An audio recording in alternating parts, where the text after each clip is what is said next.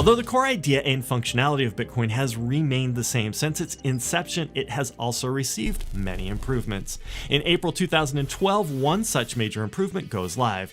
It's called pay-to-script hash, or P2SH, which gives birth to addresses starting with the number 3.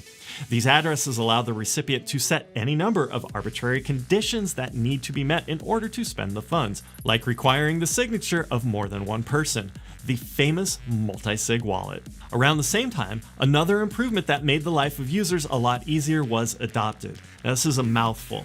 Hierarchal deterministic wallets, or otherwise simply known as HD wallets, like Exodus, where a single master key, not just for Bitcoin, but for all assets, controls all the rest of the public and private keys in the wallet.